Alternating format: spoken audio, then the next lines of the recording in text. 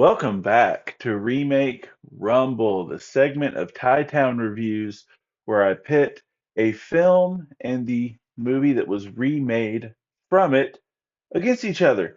Different factors have factored in. Back in October, I had different horror elements. This month in December, I've been deciding to do different Christmas elements, and I was trying to decide what to do for the Grinch, and I decided instead of horror, kills, and action, or with A Christmas Carol, I believe I did Christmas, wonder, magic, and things like that. I decided to add Dr. Seussinis. How much of Dr. Seuss's world that he creates in his books does the movie bring out with set design and things like that? So that'll be implemented as well. Thank you for joining me. Let's get ready to rumble. How the Grinch Stole Christmas from 2000 versus The Grinch from 2018. Let's go. Today, like I said in the opening, I will be doing How the Grinch Stole Christmas from 2000, directed by Ron Howard, versus 2018's The Grinch. Um, I wasn't sure how to do this originally because my last movie or my last remake rumble that I did had a animated film versus a more live action version. And I thought, well, is it going to be a big deal for the Grinch because there's only one live action of the Grinch?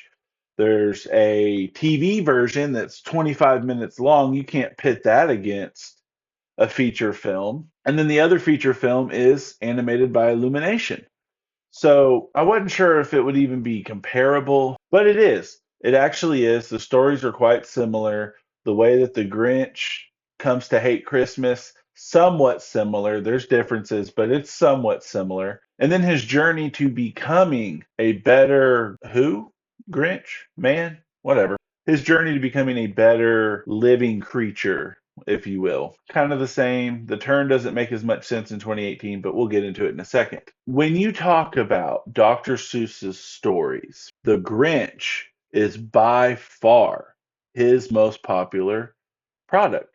Not in books. I was quite surprised to find out How the Grinch Stole Christmas was not one of his more popular books. Is it well thought of and well remembered now?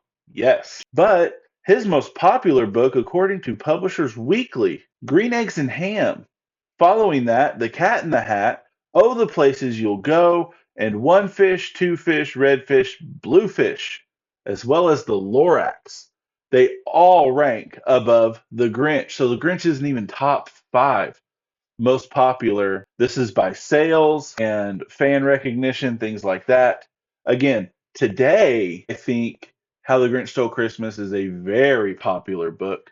Most of that thanks to the 1966 TV special that they did starring Boris Karloff and the 2000 live action starring Jim Carrey. Why didn't I pit those? Again, not a feature length film.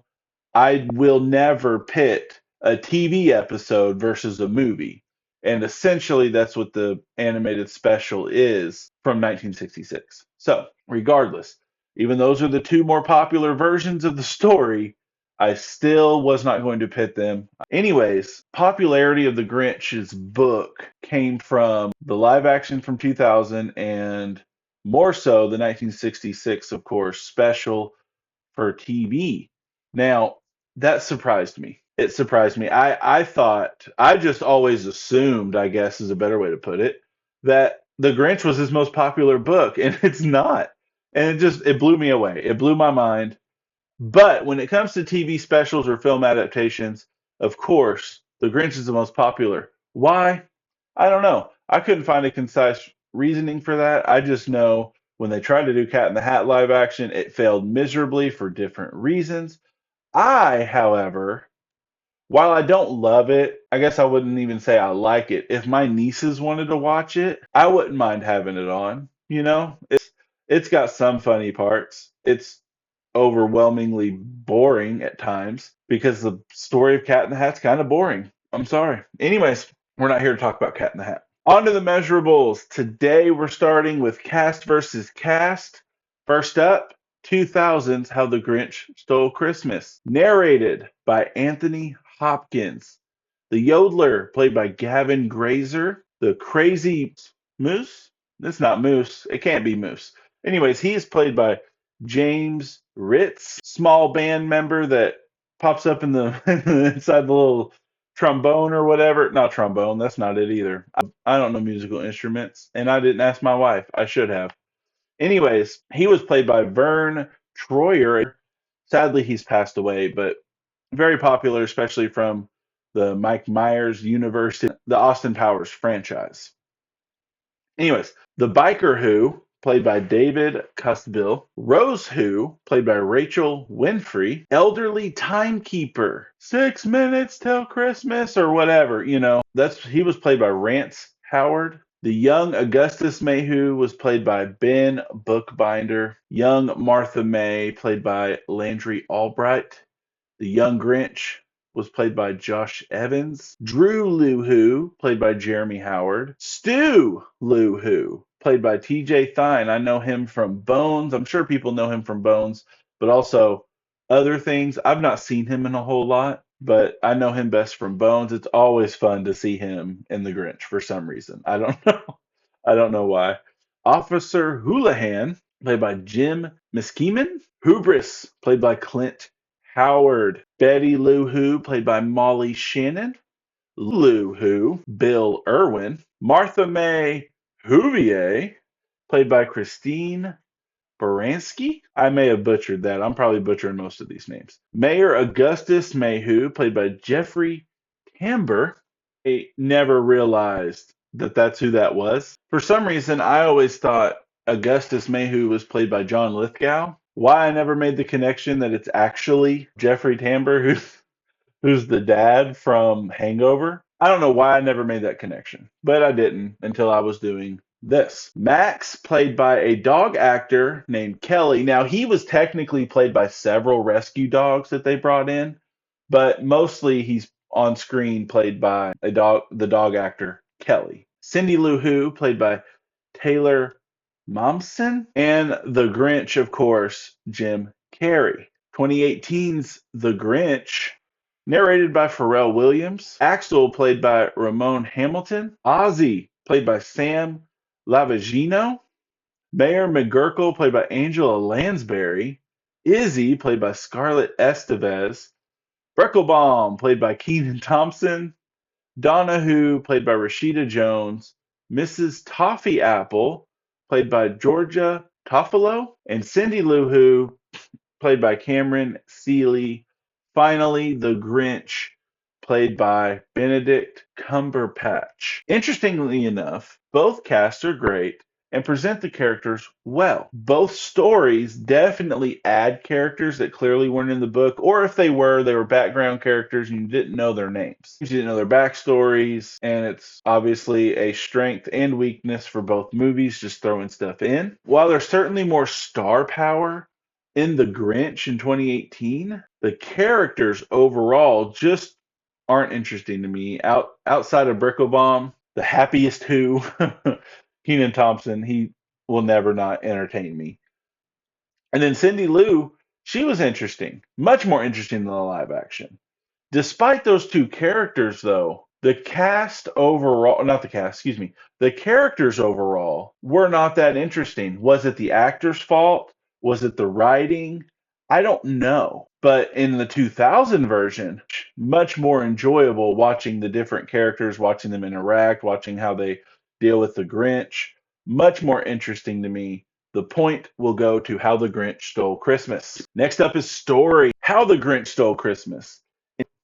In a snowflake-sized suburb with HOA-level enthusiasm, the Who's of Whoville deck the halls so aggressively it basically is a contact sport. Enter the Grinch, green, furry, powered by equal parts spite and childhood trauma, who lives on a mountain with his dog/therapist Max. After one too many rounds of Whoville holiday noise, he decides to cancel Christmas before Twitter can. What follows is a heist movie wrapped in tinsel. The Grinch steals everything from trees to roast beast, only to be emotionally ambushed by Cindy Lou Who. His heart grows three sizes, no medical explanation given. He returns the loot, and everyone learns the true meaning of Christmas, forgiveness, community, and the importance of emotionally supporting your local mountain goblin. And the Grinch. In this neon bright, coffee fueled version of Whoville, the Grinch is less holiday menace and more introvert who desperately needs noise canceling headphones. He lives with his dog Max, who is essentially the household's entire functioning adult, and spends December plotting the most relatable crime ever, avoiding Christmas by deleting it. Meanwhile, Cindy Lou Who is on a mission to trap Santa like a well meaning Home Alone villain, which accidentally puts her on a collision course with Mr. Green Fuzzy Mood Swing himself. After a night of precision engineered gift theft, the Grinch discovers that Christmas is actually about community kindness and not letting seasonal stress turn you into a cave dwelling monster. In the end, he joins the Who's for dinner, proving that even the grumpiest guy can be won over by carbs and affection.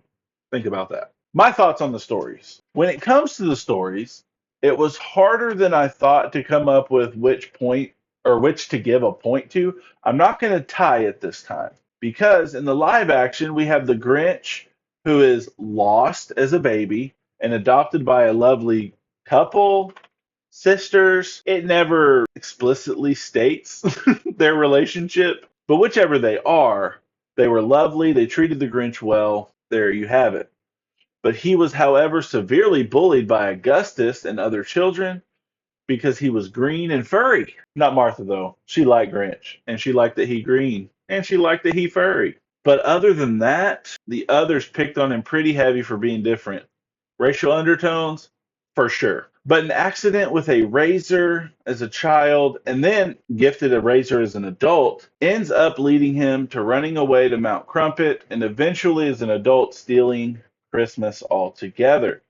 A weirdly brought up point I kept seeing is there's a monologue the Grinch gives about how all their gifts end up in the trash and come to him through the little chute that they have, whether it's actual trash, ties, bags, toys, all the presents that end up there. How do you get Max? I never thought about it before until I read somebody's comment about it. And how do you get Max?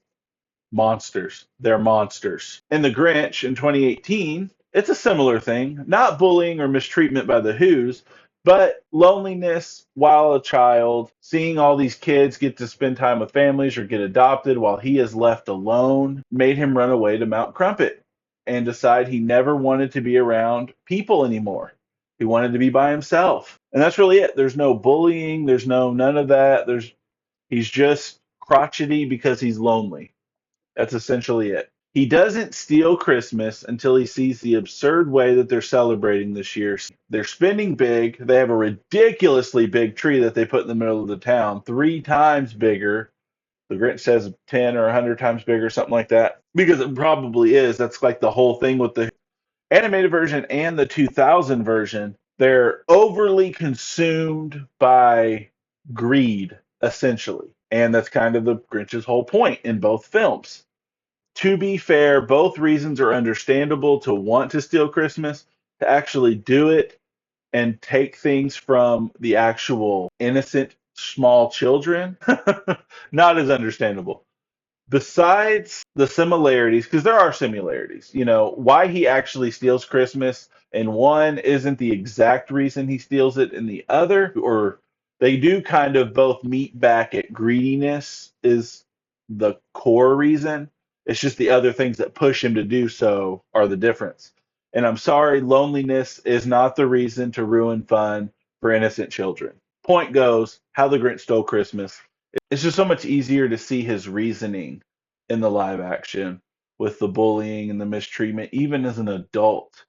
Magic, Christmas wonder, and Dr. Seussianess. All right, in 2000's How the Grinch Stole Christmas, there's plenty of Christmas wonder and magic. I mean, did you see that tunnel that shoots stuff up to the back of the mountain? That's magic, right? Magic. There's something so magical about this version of the Grinch as well.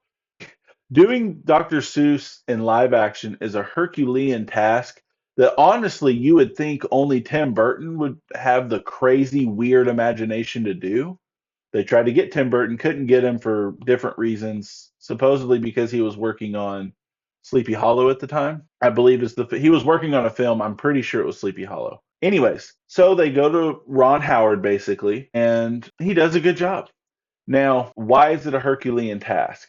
Because Dr. Seuss's imagination was phenomenal. Again, I've not read all of his books, like I stated earlier. I've read quite a few. I've not read some of his more popular ones, but I've read quite a few. Doing live action would be very difficult. The way that he builds the Who universe, if you will, or the Dr. Seuss universe, however you look at it.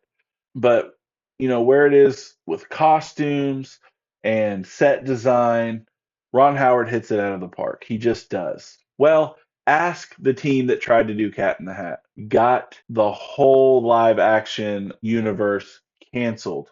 Like, got it just taken away because it's not easy to do. Dr. Seuss's imagination was immense. Ron Howard knocked it out of the park. The costumes, the set decorations, the world in general of the Who's, I just don't know if I care for the snowflake thing. How does that work? When the snow melts, do they die? Do they go into hibernation until it snows again? That's thinking too much into it, but it's like the one thing that doesn't work for me. However, okay, let's move on. In 2018's The Grinch, they easily bring the world of Dr. Seuss to life with animation via the Illumination production company, and it's done well, but I'm afraid it fails to capture what the live action does. Now, while I cannot draw, there are plenty of people in the world who draw well, who animate well, who do all these different things well with a computer. That is, to me, while it is a lot of work, it is not as special as being able to do that live action. The 2018 version also fails to really capture any Christmas wonder or magic. I don't know if it's because it's animation. I don't know if I just like the 2000 version that much more. 2018's The Grinch is just kind of boring. It is. I get bored watching it. I never get bored watching the 2000 version. I just don't. So, front to back, 2018 version failed completely in this section. Point goes to How the Grinch Stole Christmas. This week, I decided to add Max versus Max.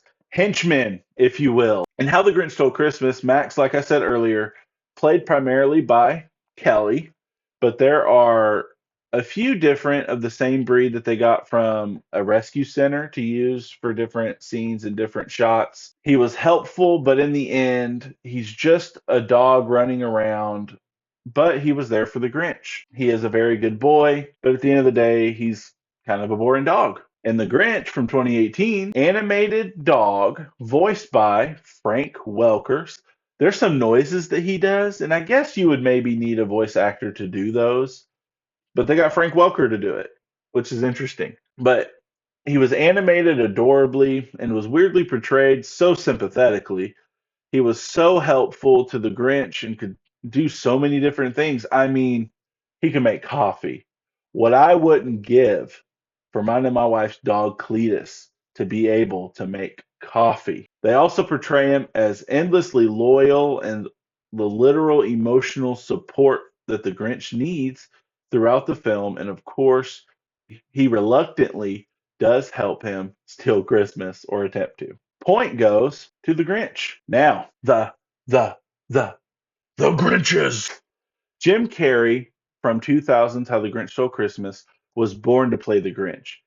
His manic energy and excellent use of physical comedy paired perfectly for the Grinch. Not to mention all the hours of agony he went through. He had to see I think it was a Navy SEAL who taught him, it may not be Navy SEAL, but he had to do torture lessons, like how to endure torture, because that's how miserable it was getting the suit on and then dealing with having the suit on. There's issues with the contacts for his eyes. They ended up having to digitally make his eyes the yellow hint or hue, excuse me, that they had his eyes in the movie.